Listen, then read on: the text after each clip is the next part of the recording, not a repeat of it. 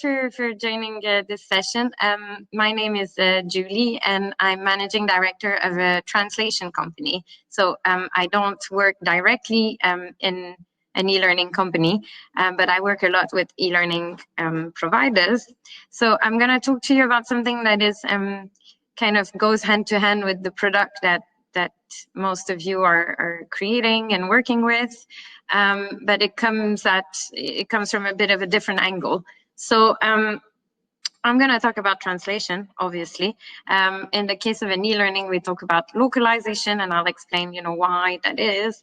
But essentially, what we do at Asian Absolute is that we translate the content of the e-learning, and we do all the engineering into the different languages, mainly Asian languages, but also FIGs and other languages, Eastern European and European.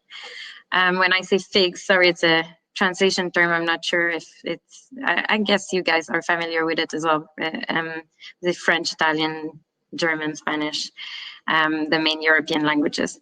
So I'm listening to all of the kind of sessions that I've catched here and there, and I can see how a lot of thought is always put into design experience, etc., and the content of an e-learning. But from experience,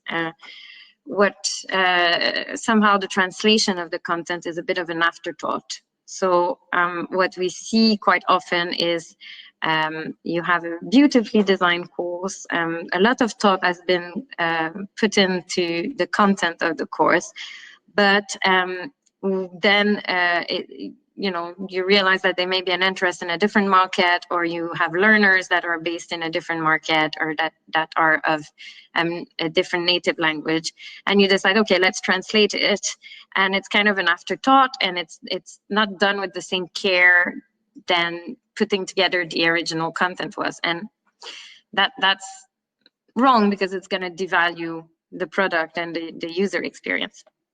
So that's why, I wanted to talk a bit about what it is that you can think about to design something that is localization friendly.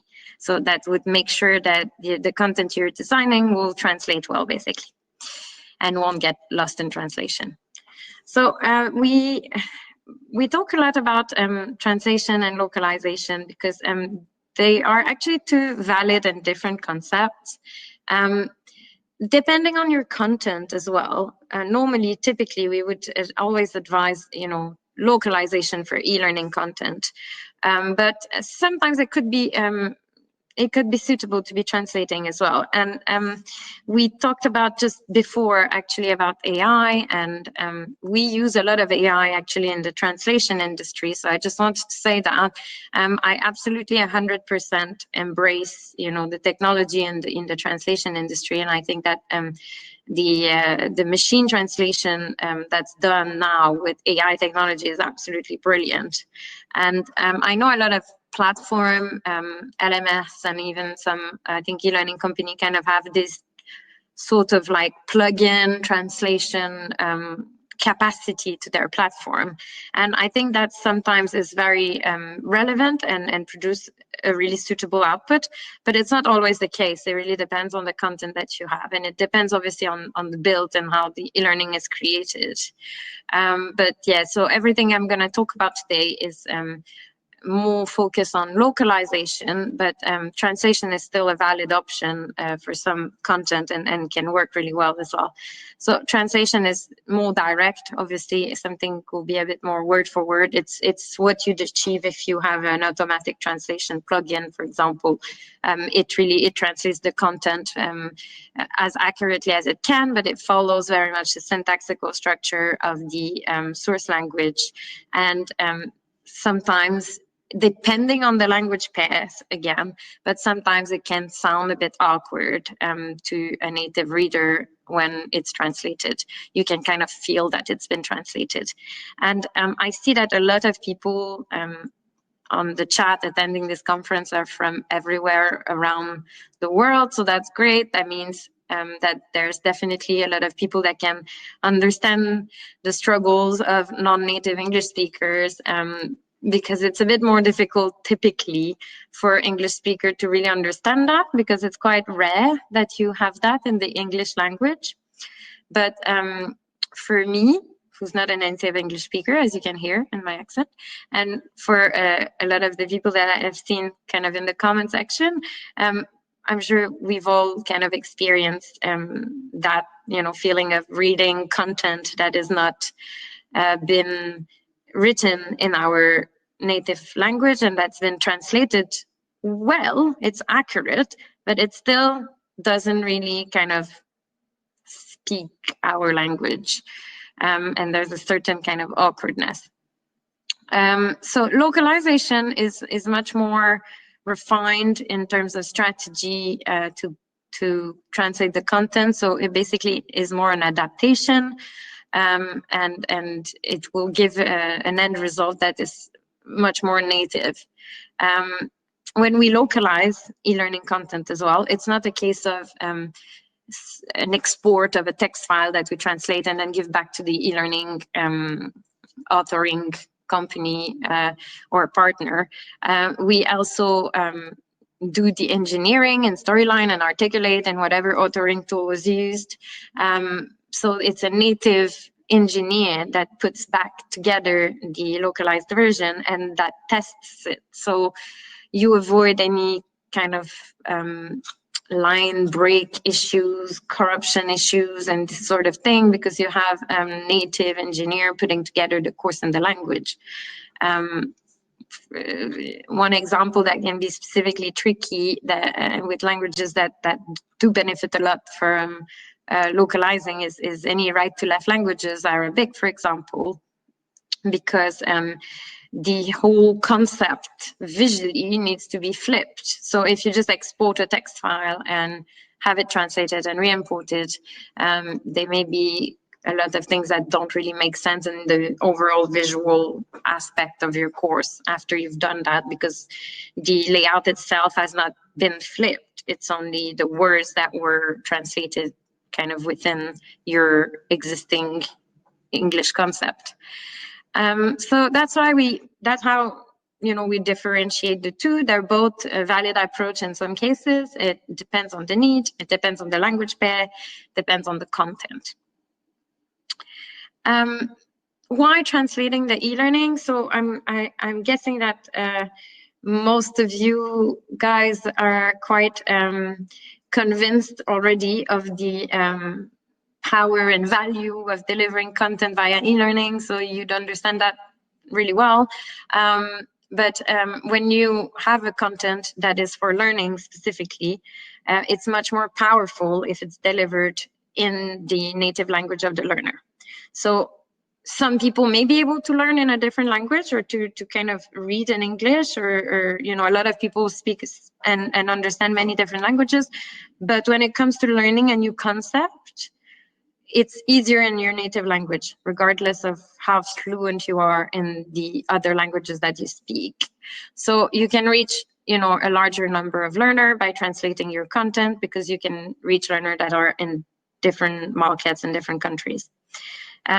Boosts the knowledge acquisition and retention rate of the information. Again, that is because learning in your native language is easier, and you will not use kind of your brain capacity trying to translate for yourself what it means, so you will retain more the concept that you are presented with. When you are a big organization, we work a lot actually with multinational organizations, so mainly in the financial sectors, so banks, for example. And we do a lot of regulatory learning. This obviously makes sense to translate those, because some of the regulators in country have requirements that the learner learn in their native language, actually. So that's one thing, it's prescribed by the regulation. But aside from that, if you are a multinational company, you're training your staff on something that's very important or that's regulatory, you want to have consistent results across the board. So you don't want to have part of your learner population not achieving the same kind of results as the other part of your organization, because maybe the content was translated poorly or was not translated at all. So that, translating it to reach your global audience is ensuring, as a company, ensures that you have kind of a consistent and effective result across the board. It also shows from a more HR point of view, because I know that a lot of you as well are probably involved in the HR side of things, and e-learning sits sometimes in HR function for most organization. It does show that you recognize the importance of the specific local teams that you're addressing with your content, despite being, in remote area, for example. One of the things that I've witnessed as well over the year is the number of languages that people are requesting for translation of their content. So at the beginning, it was very much focused on, the main biggest languages.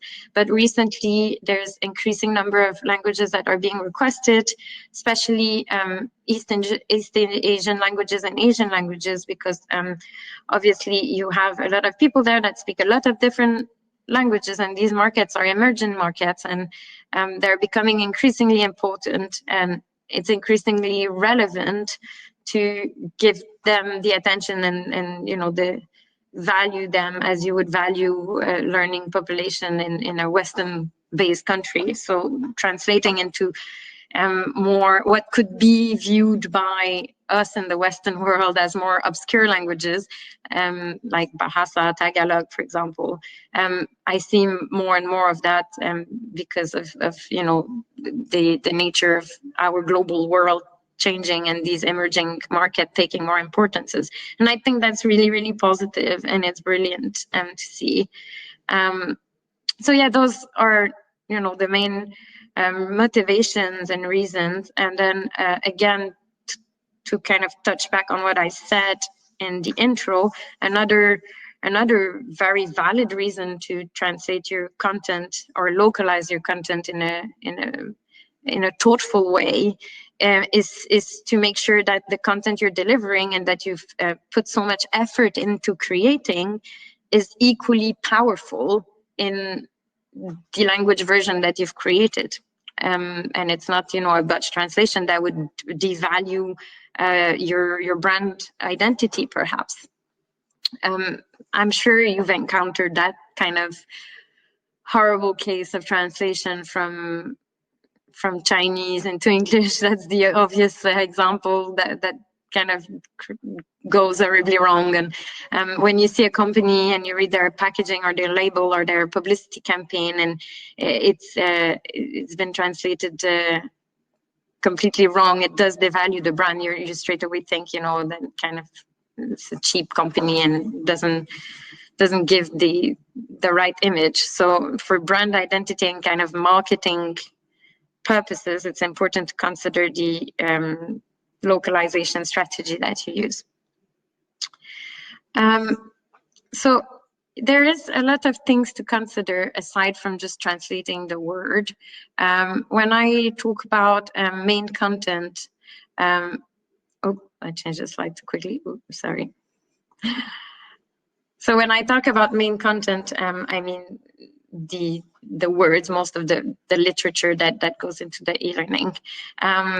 I separate it because when we do localization, we normally divide the e-learning that we receive, so the bill that we receive, we divide the main content, the audio script, and the images or animations, because there will be a separate treatment for all of these different items from a point of view of engineering and localizing.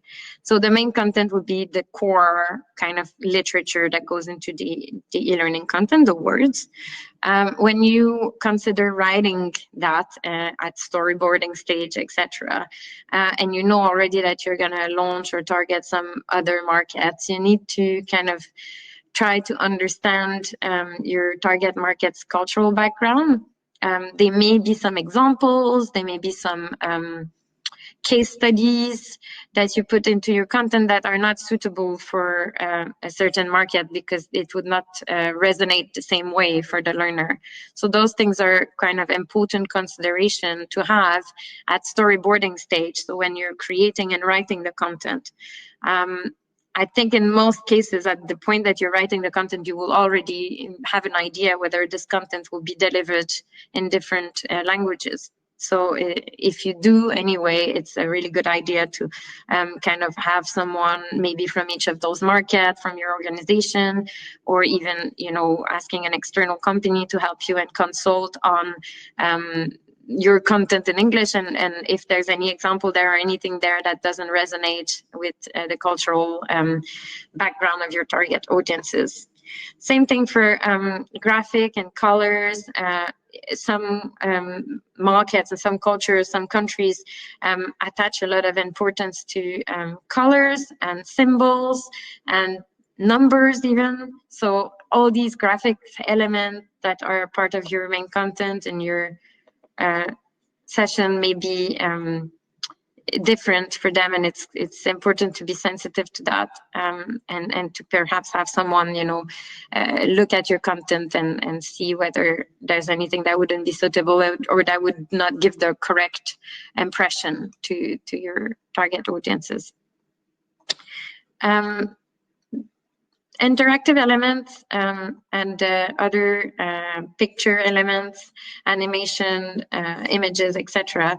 Those are treated separately, as I said, because most of the time in the build of the e-learning, they are created with something else. They're external elements and external assets. So we need to kind of do a little bit of pre-engineering work to extract the textual content that is within those elements. So we treat them separately from the main content. We pre-engineer to extract the textual elements. We translate the textual elements, and then we re-put together the animation or the image. When we do that, quite obviously, and this happens as well in the main content sometimes, if your main content is like contained within a text box or within a little graphic element. But the size and positioning of these elements will quite likely have to be adjusted if you're localizing. Most of the languages, they won't retain the same volume as English or as your initial source language.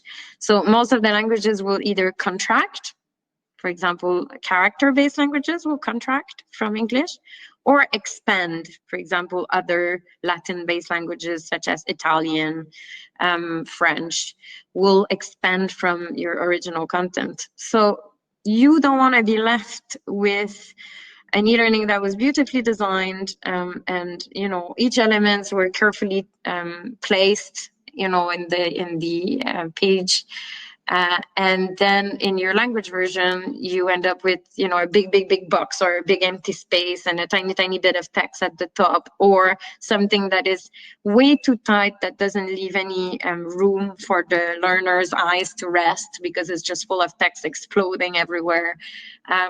If you don't actually localize it properly, depending on the tools you're using, it's possible that the text will completely just overrun from the text boxes. So depending if it's a responsive design or not, some of the elements may need to be adjusted manually even. So it's important to bear that in mind and have, you know, someone that has the time and energy to check the localized version and to adjust the elements if needed.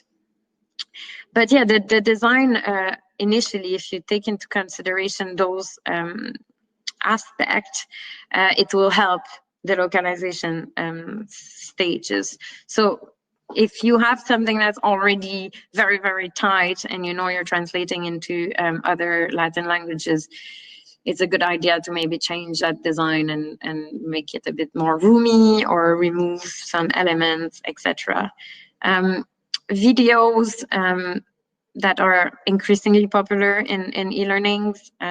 From my experience, again, I'm not the e-learning expert, so from my side of things, I see a lot more video elements being included in e-learning. I think that's probably a reflection of the the trends and the generation of the learners that are used to learn with video contents like YouTube generation, etc.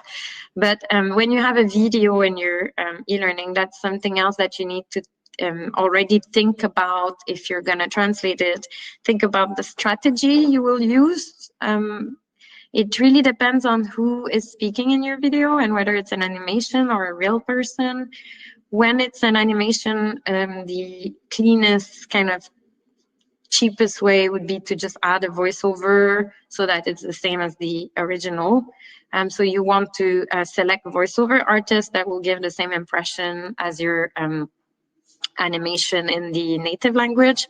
So I'm sure there's thoughts and consideration goes into the voice of any characters that you have, their age, group, etc., accent. So you need to select that for the other languages as well. That's something as a localization provider, that's something we do. So we will provide samples of voiceover in the different languages as well, so that you could replace the English voice with a local voice. Sometimes if it's someone that is of some authority, someone that is a public profile speaking on a video, you don't want to slap a voiceover over that person's voice, because it's more credible if you have a subtitle and you leave the original voice of the person. Maybe it's an actor speaking, for example, or the CEO of your company. In those cases, it would look a bit ridiculous to have a voiceover. If any of you ever watched dubbed version of movies in other languages, it's sometimes quite irritating and sometimes not so credible, and it kind of somehow affect the acting. So the same thing applies. You want to consider, whether it would be a better solution for your video to be translated by the use of a subtitle that runs at the bottom, or a voiceover. And both are possible and valid options. And this is something, to think of initially when you put together your course. Perhaps just one thing to kind of flag whenever you know that you're going to translate your course. Maybe you have several markets and you want to keep in mind the budget that it may be to create all of these language versions. That's one of the aspects that would have a quite significant impact on budget, I would say. The animation elements and the image elements and the video audio elements. Localizing these pieces, like I've explained, is a little bit more complex, and you need to do a little bit more engineering to prepare and put together. Same thing if you need a lot of voice artists. The same way you would have recorded your English voice, you need studio time, you need to pay the voice artist. It's a cost. So if you have a very limited budget and you're creating something, but you're thinking, I really need this content to be delivered into a series of languages for my learners in different markets, perhaps it's an idea to keep it in mind when you're creating the content, kind of keep in check the number of interactive elements that you have and audio elements that you have. This again had the case of one of the most sort of refined e-learning that I had seen. It looked like it was a movie. It was incredible. It was incredibly complex as well. It was on a very non-glamorous topic. It was on FATCA, tax compliance, and the stakeholder of that project had decided to make it very glamorous and had contacted an e-learning company to make the most complex and glamorous e-learning full of animation. But it was a global organization and they had to deliver the e-learning content to all of their learning population, and they had about 25 languages. And when they saw the budget for translating that into 25 languages, they had a major shock, obviously, and it was a bit of an issue. They had to redo a whole new e-learning with the same content in a more simple kind of storyline template. and the project ran massively delayed, and the training was delayed because of that. Because they had spent all this money on an amazing English version and could not even roll it out to anyone, because obviously it wouldn't be fair to have the English learner having this really sophisticated movie and having the learner in the different languages with it kind of pared down super simple version. So yeah, something to keep in mind, definitely. I've actually covered this from the previous screen, but yeah, so videos of subtitled, you know, making that decision is important. As I said, it depends on your content. If you have multiple characters as well, some in your animation, you don't want to have a subtitle because it can be a bit confusing. If there's many characters speaking, it will be more complex for the person that's trying to follow what's going on to have subtitles. So it's good to have maybe voiceover acting out all the characters and giving the same effect that it would give in English. But again, as I said, learners may benefit from the original audio being in the background and then reading the subtitle if someone speaking has as a kind of a public profile or is an actor or an important executive in your organization. I have a comment of someone kind of acknowledging that they have had the problem about you know, the cost of translating into many other languages coming in as an afterthought. I have a question, I think, so I'm just going to read it, see if it's relevant to address it now. Instead of getting rid of images, not embedding text into media and treating it separately, sometimes good. Yes, true. So there's many options, obviously. I'm trying to present things from the point of view of what you may want to keep in mind as you're designing your course. So when I was saying, you know, maybe consider not getting rid, but being a little bit more on the minimalist side with animation and graphic. That's one way to do it, but you can also decide that you leave your graphic into English as well. If it's just images with a bit of text, but the text and the images is not crucial to the content that you're delivering, you can have the content translated and then the image remain in another language or in the original language, or you can translate below this image kind of as a reference, perhaps what it says, if it's relevant to the learning. For example, if the image is like a screenshot of a system, sometimes you don't want to translate that because the system may not exist in the learner's language. So you want to leave it in English, otherwise it wouldn't make sense to kind of create a translation of the system that doesn't exist. It would just be confusing. So you may leave the image in English and then perhaps just translate the function of that system that you see on the screen kind of separately. So that's a good point. In general, voiceover, just before I change slides, and just in general, voiceover recording is more costly than subtitles. So again, that's something to bear in mind. If you're gonna have lots and lots of video, and you want the voiceover for all the video, it will drive up the cost if you do that into many languages. Purely because technically running a subtitle in a file is a less workload than booking a recording session with several different voice artists, cleaning the recording, embedding the recording, syncing the recording. So it's just the workload is different, so it's more expensive. Some special consideration with some languages that may be a little bit more tricky. So for character-based languages, which is what we do a lot of, being specialists in those languages, as I explained at the beginning, we also do e-learning localization into pretty much all languages, but we started off as an expert in East Asian and Asian languages and ASEAN languages. And some of the fonts are not supporting all the character-based languages. And that's something some of you may have encountered before. Some of you may not know that at all, but it's good to bear that in mind.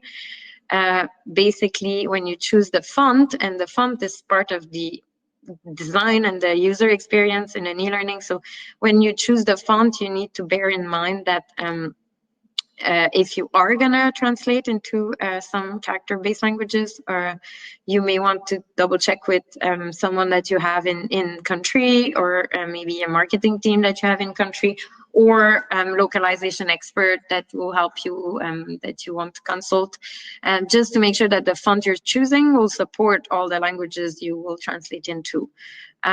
Otherwise, you have to change the font, which is not, I guess, dramatic. It depends if your font was really important to your design or not.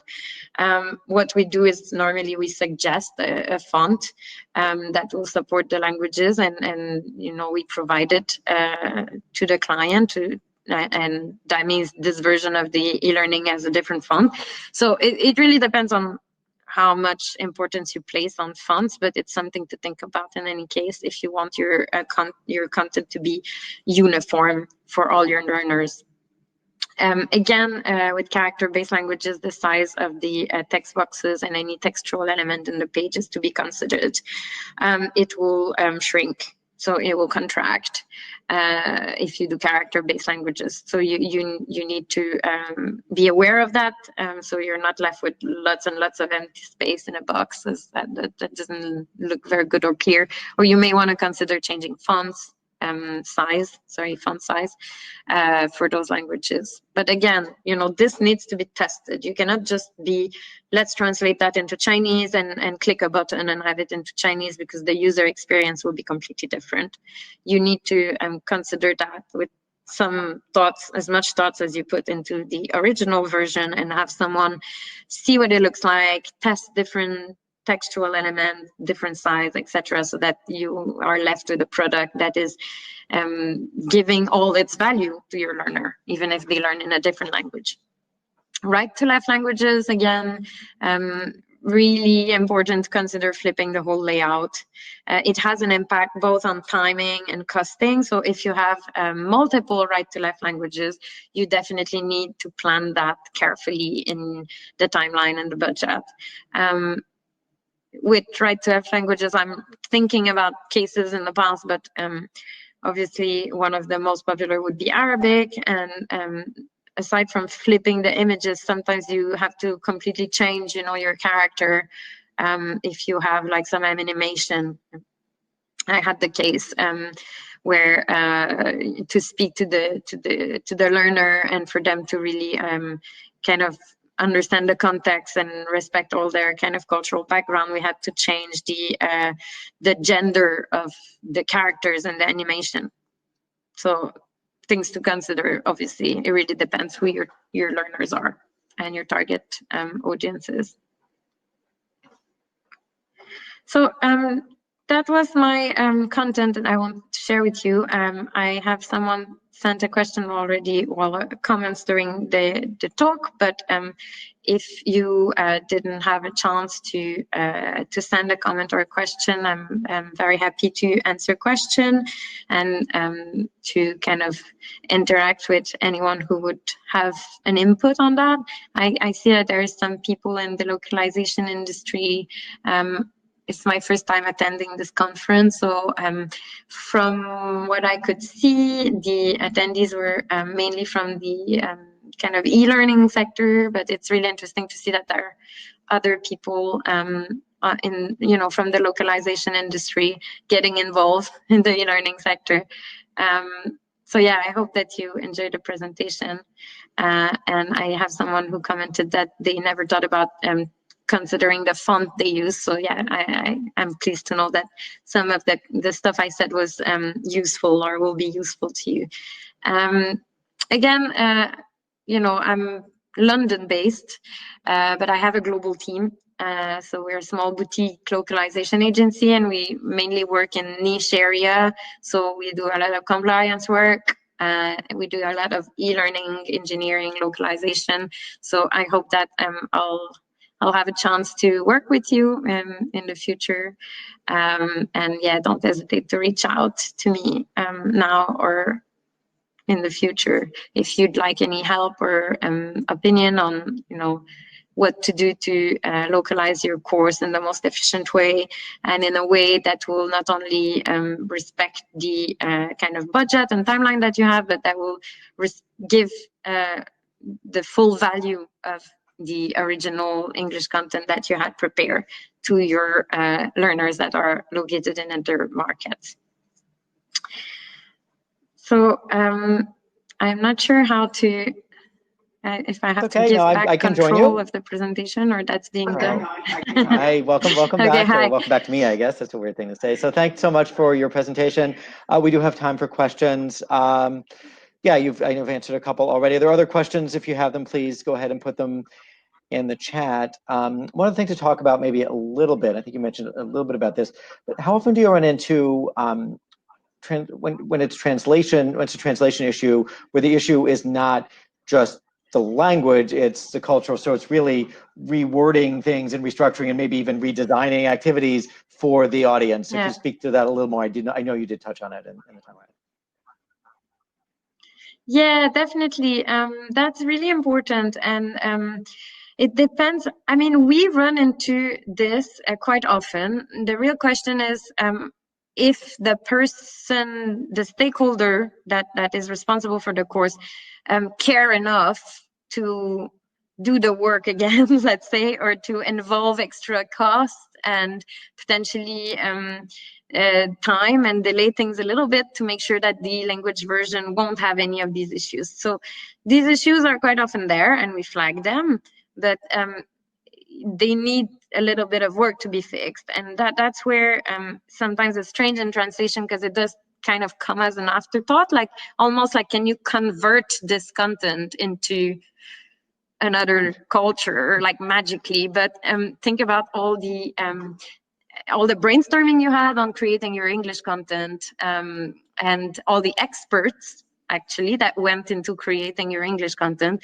And now you're asking one guy who's a translator, you know, they're expert in languages, they know about your business, to literally like have the knowledge of all the experts behind your original content. So there's a misalignment there sometimes in the expectation versus reality. And if you are talking with someone that's very aware of that, very receptive to that, that is brilliant, and then you can kind of include that in the work you do.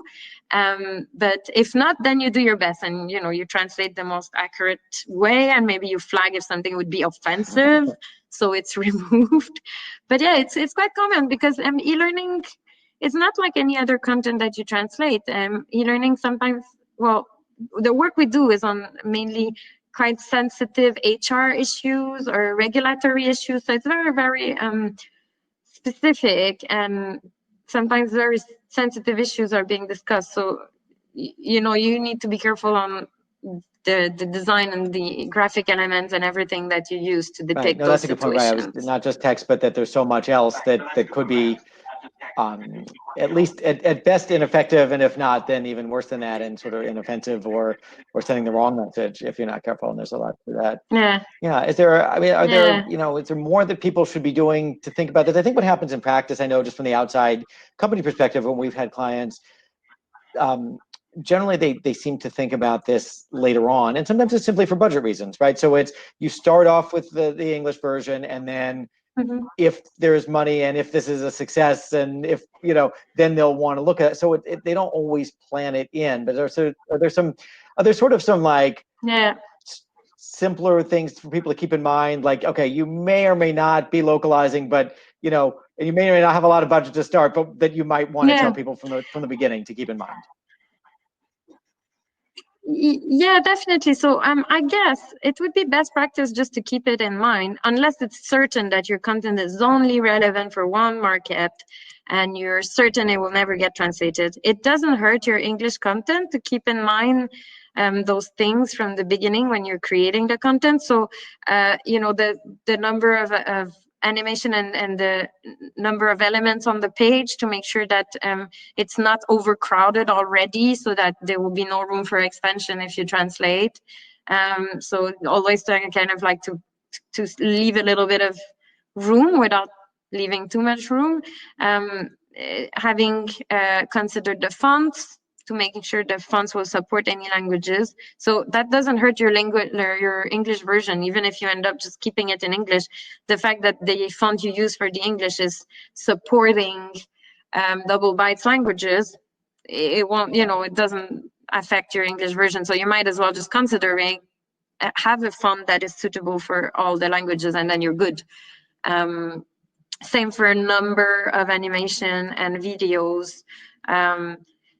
I guess if you have a lot of that in, it will affect the cost. So just to be aware of that.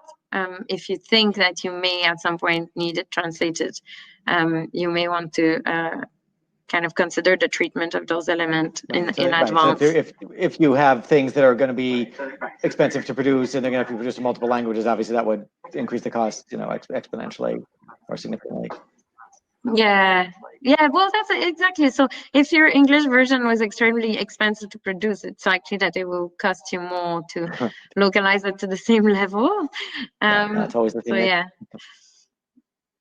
budget is always the big consideration. Yeah, no, it does. And I know there are situations where sometimes you just don't know in advance, or you wouldn't know that you would want to localize it unless it was popular in the first place, and it's only going to be well received in the first place if you put a lot of effort into initially. And so there are a lot of challenges, but I think when to make the decisions depending on the situation, depending on the company.